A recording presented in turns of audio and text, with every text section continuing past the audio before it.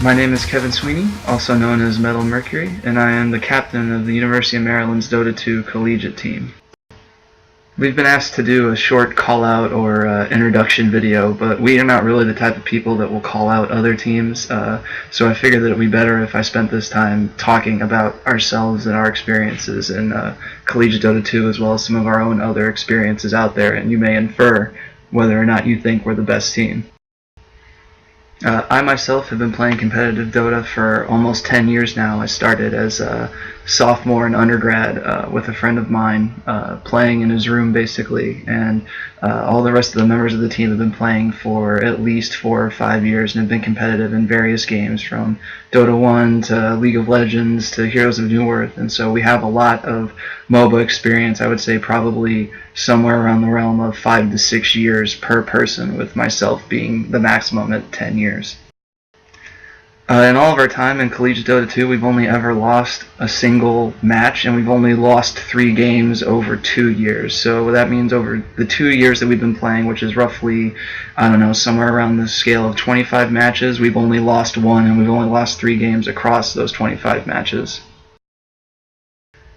Now, that being said, I don't think that we're actually the most mechanically skilled group of players out there. Our competitive experience in a lot of these games goes a long way, but I think as far as strategy and team fighting and drafting goes, that we're steps above all the other teams in CSL, even if mechanically we may not be the best team or have the best player on our particular roster.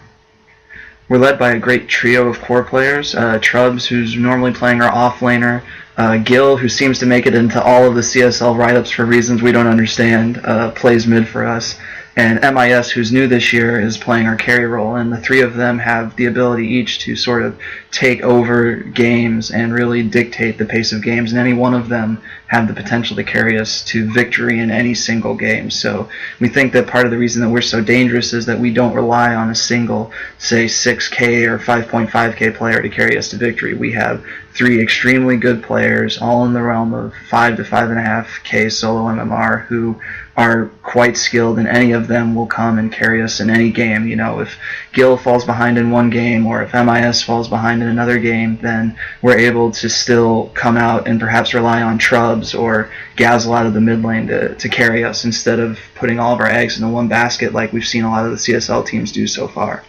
I think we also have the potential for a lot of surprise picks and things that people may not expect. All of us, when we've played in our competitive roles in other teams or in other MOBAs like Heroes of New Earth or the original Dota, we've all played roles other than the role we're playing right now. I myself am an off-lane player.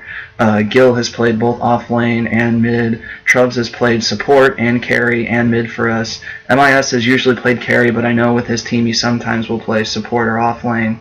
And Cody has also played support and off-lane in his career. So all of us have played a lot of competitive games and have not really pigeonholed ourselves into a single role. So it's not out of the question for us to pick something that we think fits the situation and switch around who's doing what or who's going where in order to make sure that we get the best matchup possible that puts us in a position to actually win the game.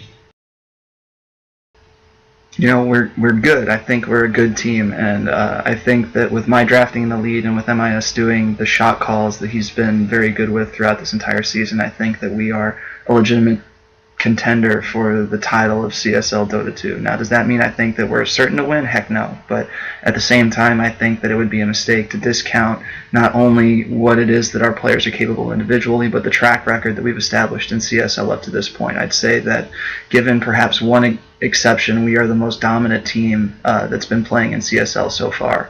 And that's been consistent across both seasons and across this season now. So given that, I think that we're extremely dangerous for anybody to ignore just because we don't have that one superstar player that seems to stand out and carry us to victory in every game. Just because we share the load doesn't make us any worse than these teams that have huge, amazing, high-rated solo players in their roster.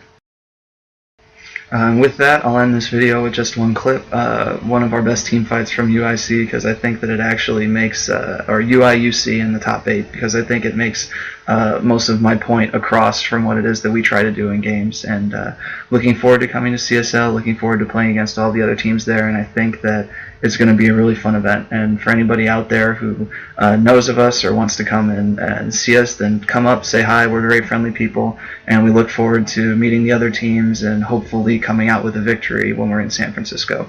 I think it's for the threshold increase. No, it is. It definitely is.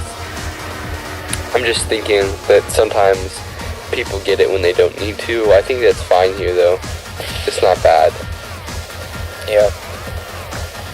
Are they smoking into... No, they're smoking to get a gang. They're smoking to get a gang, but they're going to meet the other team smoked up themselves. It's going to be a clash of the Titans here, right?